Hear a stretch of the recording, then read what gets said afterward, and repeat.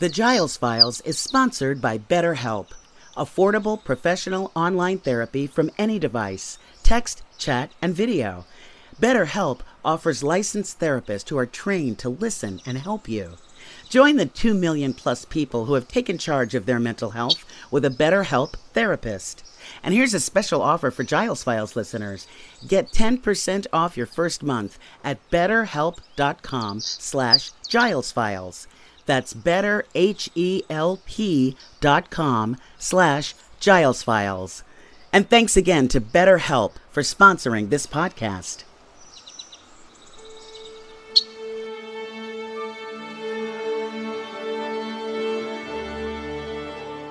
He's got the voice of a smooth jazz DJ and a musical background that can connect the dots from Mahler to Motown and Beethoven to Bugs Bunny. He's Terrance McKnight, the nighttime host on New York City's classical WQXR. Terrance opened our eyes and ears to the diversity that is classical music, and he shook the dust off its highbrow, stuffy traditions.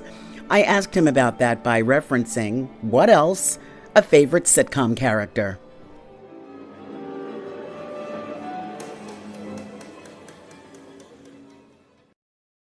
One of my favorite episodes of the Mary Tyler Moore Show, because I loved Rhoda Morgenstern, was Phyllis was this very uber European. Her husband's name was Lars. Everything she did was kind of lofty and larger than life. And at one point, she had an extra ticket. And for some reason, Rhoda Morgenstern got to go with her to a classical music concert. And Phyllis was like, I couldn't bear it. And Rhoda's like, what? I was snapping my fingers. What's the big deal? So there is a difference, between how those audiences react and how other people react, being this exclusionary music that was for the gentry and not the hoi polloi. One thing that when you look at classical music, Western European classical music, particularly classical music, so that period from 1750 until around 1830, it was all about restraint, balance, elegance, beauty, symmetry. And so those things that fell outside of that weren't considered classical. I mean, because really in Europe, it belonged to, people of a certain status. And so when Americans came here, white Americans looking for liberty, they wanted to bring that art with them, but some sort of democracy around that.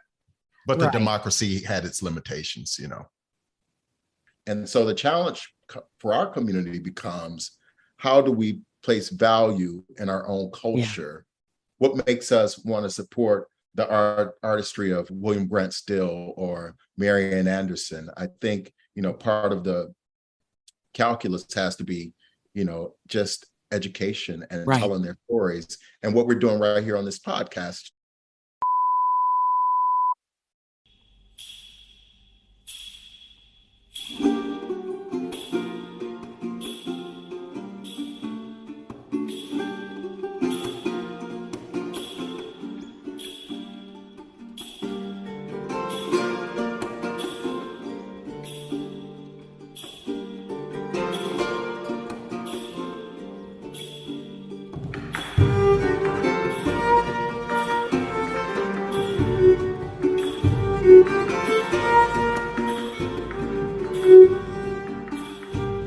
Moors conquered Spain, they brought all their instruments, their dances, they brought everything. And so when the Moors were pushed out of Spain, what they brought was reappropriated, called something else. They called the instruments something else. They called the dances something else.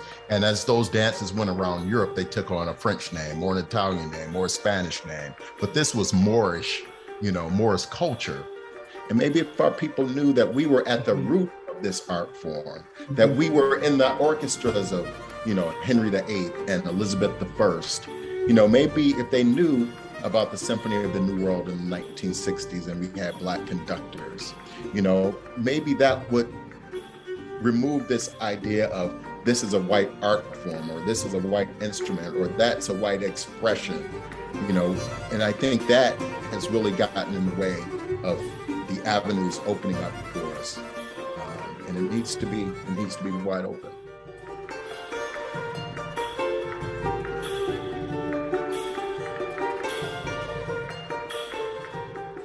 We can play Bach and Haydn, but we can play Samuel Coleridge Taylor, and we can play, Florence Price, and we can do it all because we're human.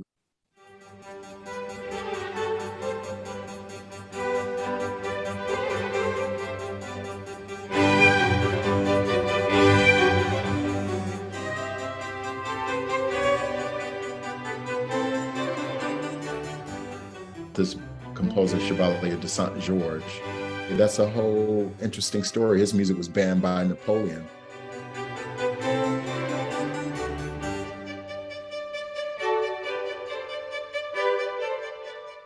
This dude was the go-to artist of Marie Antoinette, and he brought Haydn to Paris. Haydn was working for this court, in Austria, and Bologne had this big orchestra in Paris. He had big funding for it, and Haydn was the big deal in Austria. So he invited Haydn to come to Paris and write these symphonies for the Paris market.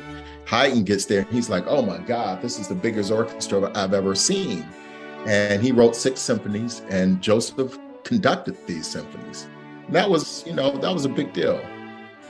But he joined the French Revolution and started his own regiment.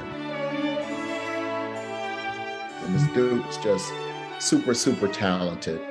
And when he died, and Napoleon brought slavery back to the islands, he banned his music for his involvement in the revolution. Taking arms up against Napoleon is going to get you banned. Yeah.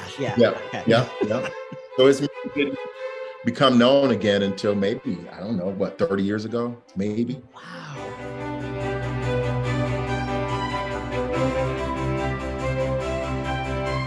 He was bigger than Mozart. They lived at the same time.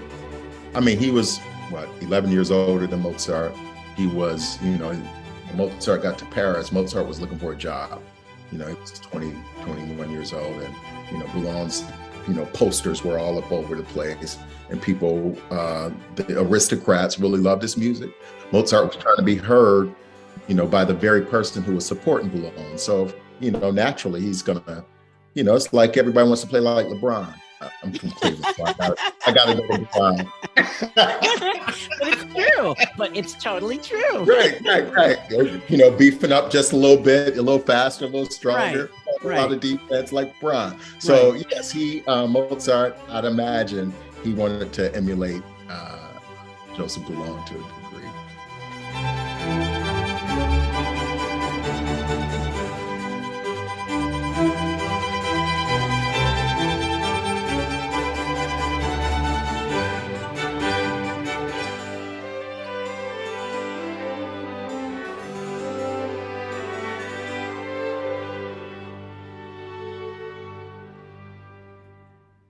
You do your wonderful show. You're telling us stuff in this like really hilarious and deep way, and expanding certainly my knowledge of a lot of people of color that have been involved in classical music from the beginning.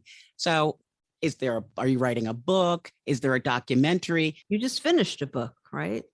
I hope my publisher isn't listening. He's going to say, "Can't you be writing?" I'm working on a book. Good. I've been working on it for almost 2 years now. It's called Concert Black. It's a play on the word that, when orchestral musicians go on stage, they say, we're wearing concert black. Or if you're in a choir, we're wearing concert black. What are we wearing? What's the uniform? What's the attire? Concert black, just all black. But, underneath that costume, that attire, there are lots of layers of stuff, but there's also opportunity for us to wear this uniform and to be able to express the culture just as human beings. So I'm looking at Black musicians who've been involved in the art form over the last, 600, 500 years. Fabulous. But it's not a comprehensive book on Blacks and classical music. It looks at sort of the tendencies, a general sort of approach to how we participated in the art form.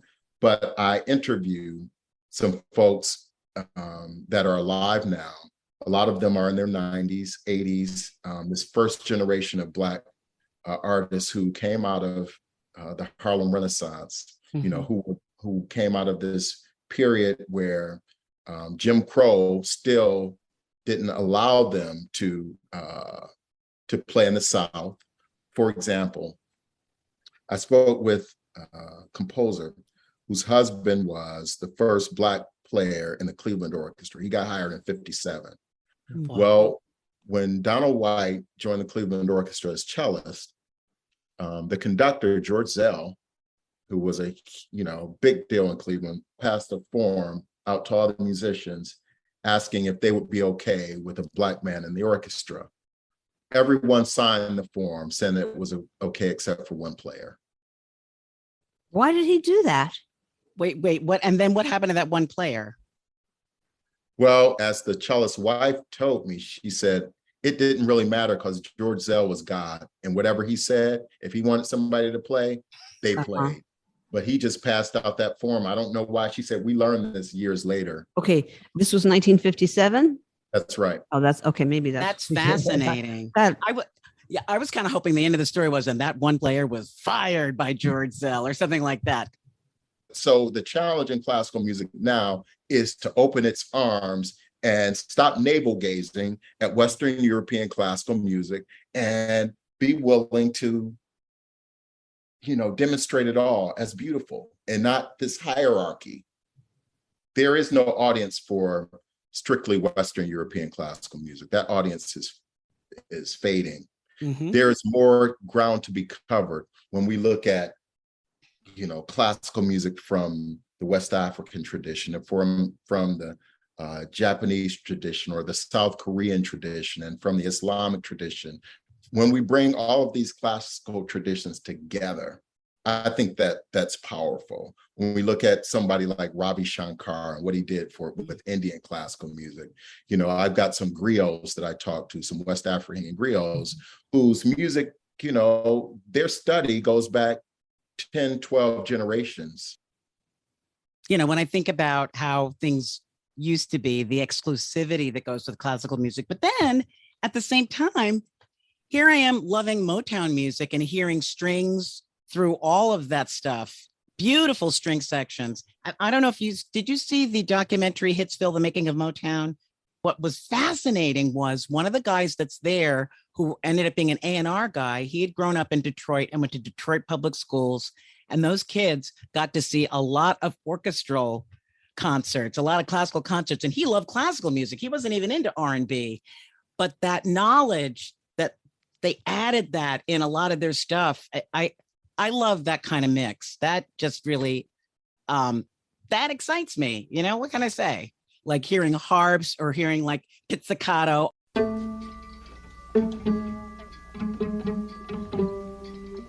Listen, baby, ain't no mountain high, ain't no valley low, ain't no river wide enough. And then Tammy comes. If you need me, call me, no matter where you are, no matter how far. Here comes the harp again. Just call my name, I'll be there in a hurry. You don't have to worry. They're both coming together. And now, ain't no mountain high enough. Isn't that beautiful? The strings keep building while the chorus goes on. Chorus, ain't no river wide enough to keep me from getting to you, babe. Now we've got a whole nother phrase. Second chorus. Remember the day I set you free? I told you you could always count on me, boy. And that day on, I made a vow. I'll be there when you want me. That's so dramatic with those high strings in there.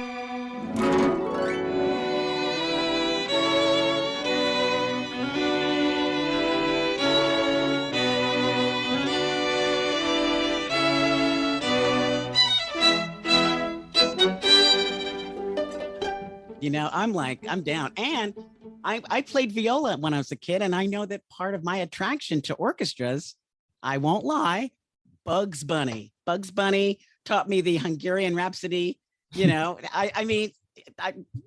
what would you say to that?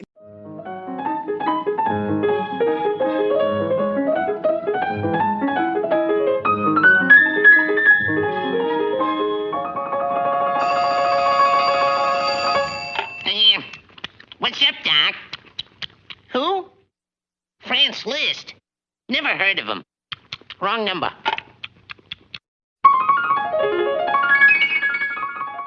I mean, Long Long, one of the busiest pianists in the world today. That's how he started, Bugs Bunny. I mean, Long Long said he was 3 years old, and he said he would listen to those cartoons, and he would try and go to the piano and do what he heard. And he was able to do it to a degree that his father ended up taking him to a school outside of their town.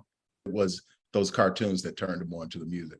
And that is really great. I love that, there are these little things that get snuck in, just like how they make vegetables into French fries, but that's totally off topic. Look, one hand. No hands. There's that expression, if you see it, you can be it. I didn't really see people of color in classical music when I was growing up. A few, Marian Anderson, Leontine Price, stuff like that. But that didn't stop me from being interested in it. I played viola for about 10 years and was pretty good. So what about you? Like, did you see it and that made you want to be it? Or where did the interest come from? Well, I grew up in church playing piano. And, I took a lot of music lessons, and I had like 4 different church jobs. I had a Lutheran church, I had an AME church, I had a Pentecostal church, I had a Baptist church, and all of these churches had different sort of musical expressions. But the one thing that seemed to be true in all of them was that music was that opportunity that just brought people together in a different way, and they were able to participate and sing together. And I was really moved by that. And when I got to college, I had to sort of figure out what I wanted to do with music, what kind of music I wanted to pursue. And when I joined the Glee Club at Morehouse, what I experienced was singing in Yoruba, singing in Italian, singing in German, singing spirituals. And all of these Black men were doing all of this music all together on the same stage. And it was just powerful. And then one of my instructors came into class one day with an article on Kathleen Battle. And he came in with an article on Wynton Marsalis. And it was just powerful what he was talking about. Wynton, I think he hadn't been in New York that long. And so my professor said to me, you can have a powerful voice too. You just got to work hard. You can have an opinion too. You just got to read and get one. And that's true. You got to get one. And so I thought, he's right about that. So let me get an opinion. Let me like work hard. Then one of my professors gave me a ticket to see the Atlanta Symphony.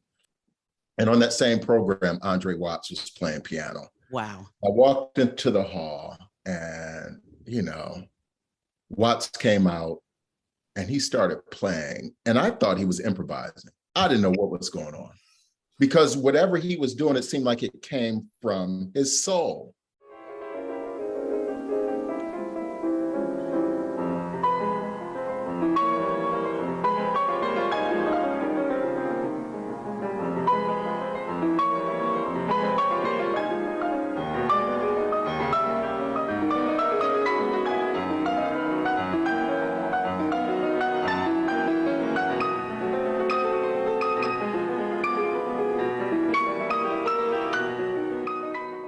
I'm like, this isn't jazz. I'm looking at the program and I'm like, this doesn't really make sense. Because, the piece started off, I think it started off solo. He had this big solo in the beginning. And I thought, what in the world is he doing? But whatever it is, this is my world. This is where I feel comfortable, in this sound, in this environment where people are like directly focused on this man and what he's saying musically. And in that moment, I decided that, I wanted to pursue classical music. So I pursued Andre Watts and, just followed his career, followed him, whenever he showed up in town, I was there, trying to sneak into concerts. And that was, I did a show with Watts a couple of years ago. I invited him as a guest and, we had conversation at Merkin Hall and he played. And I told the story of one of the times where I've experienced Black privilege was going to see Watts, because, when you show up at the artist into the green room, people sort of assume that you know him because there aren't many Black folks showing up at that door, so they would just let me in. So I would go backstage and, look at me like, how did this cat get back here? No matter where I am, this dude is showing up. He's backstage. And so he became someone that I became close to and would, I was in graduate school at the time, and he listened to my, graduate program. And he was just someone that I aligned myself with. And it allowed me to make some strides in classical music. It kind of demonstrated to me that there was a place for me. I mean, he was just one. There were others, composers who I buddied up to. George Walker was someone who I met in Atlanta. He said to me, if you ever have a question about music or anything you're working on, call me, here's my number. And so for me, having these Black men, that I could talk to and call and share with and learn from, that was important for me to get into the room.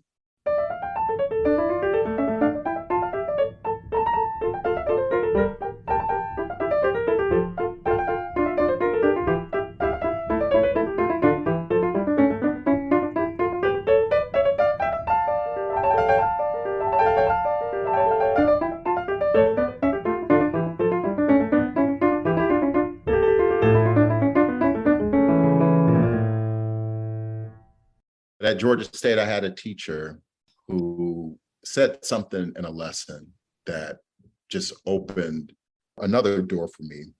I was playing Rachmaninoff. That's good. He said, that's good. He said, but you play it like you don't really get it, like it's not yours. And he said, all of these preludes you're playing, man, it's about love. And it's really about love making. He said, and it's not about Russian love or French love or Italian love. This is a human expression. This is an emotion. It's human. It's beyond any culture, man. And he said, I want you to go home and look at it, and I want you to create a graph for all of these pieces and tell me where the most powerful intimacy is in this piece. And I couldn't wait to get home. And he flipped it and took it out of, it was no longer Rachmaninoff, but it was about my own ideas about this idea of love and passion. And so I was able to make it mine. And he said, because once you do that, you'll play it in a way that nobody else plays it, because nobody else experiences this the way you do as a human being. And that changed everything for me.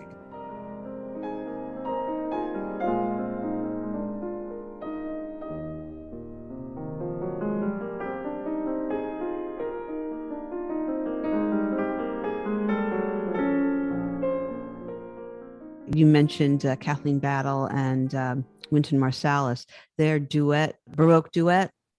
That was like a phenomenon. Like every Black person I knew who didn't know anything about classical had that CD. I used to drive through wherever I was, blasting that record, man. And it was a game changer. I mean, Wynton had recorded some Haydn concerto when he was pretty young. But that was the first time I'd seen him bring his jazz aesthetic, to classical music in that way. And when he and Kathleen, it was just sensational.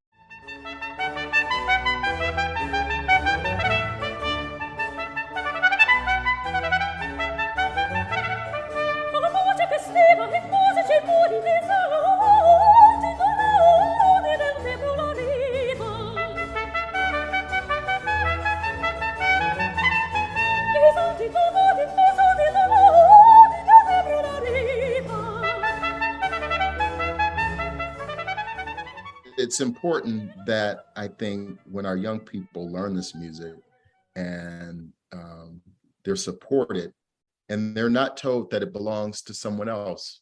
When you go into an environment, whether it's a church environment or a school environment, and you have that sort of nurturing, I think it starts at home, but it has to extend beyond home, where you have support saying that you can do that and it's yours. I think the teaching is so important, because oftentimes when our students, get to that all state level, or a particular level, they go and they're like one of a few. I did a gig with the Philharmonic, a young people's concert a few years ago. I think it was 2019. So they still have young people's concerts? They still Oh, yes. do? Oh, that's right. great. And the guy who heads those up is a New Yorker, a Black man named Gary Patmore. And Gary Patmore is the director of education over there. And he puts together those young people's concerts, and they're important. So they do a lot more work these days around Black composers. Excellent. That's great to hear. Tell us about the Harlem Chamber Players. Yeah, Harlem Chamber Players is a group that started in 2008, and they reached out to me and invited me to host a concert at a small church where they got started.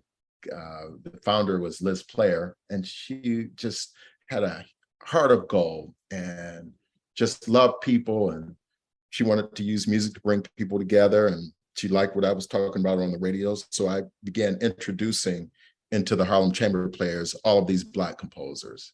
And so then we started doing Black History Month shows, and now it's our bread and butter.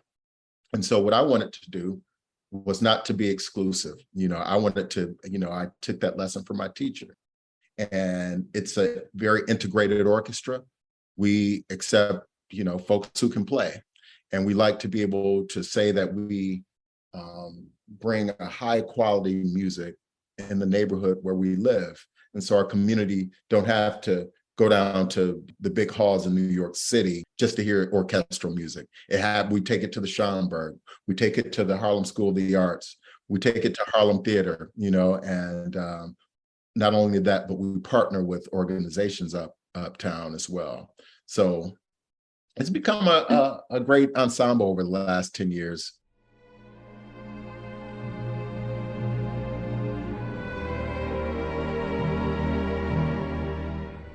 By the way, congratulations, because you got, New York Public Radio got an NEA grant, and it's kind of your grant. It's, from what I read, to help its classical radio station, WQXR, and its host, Terrance McKnight, tell stories about overlooked artists in classical music.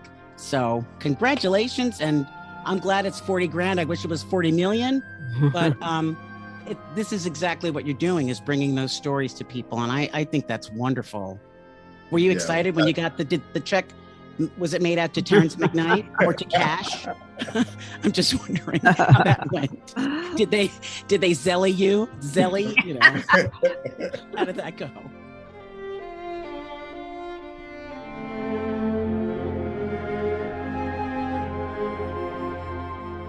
Well, that's our show. Thanks to our sponsor, BetterHelp. Join the 2 million plus people who have taken charge of their mental health with a BetterHelp therapist. And remember, as a special offer to Giles Files listeners, you'll get 10% off of your first month if you use the code BetterHelp.com/GilesFiles. That's BetterHelp.com/GilesFiles. And a big thanks to BetterHelp for sponsoring our podcast.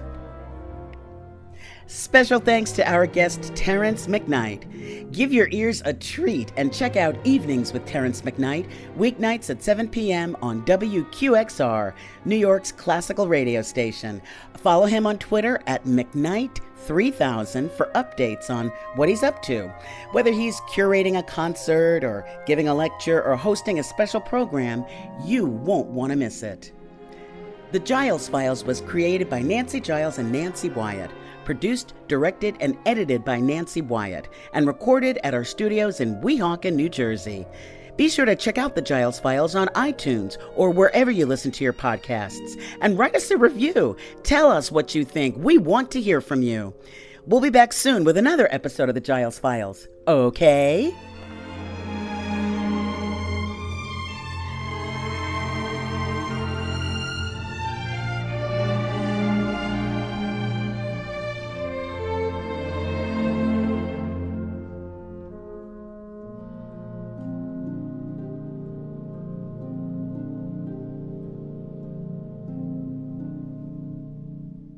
A Huda Media Production.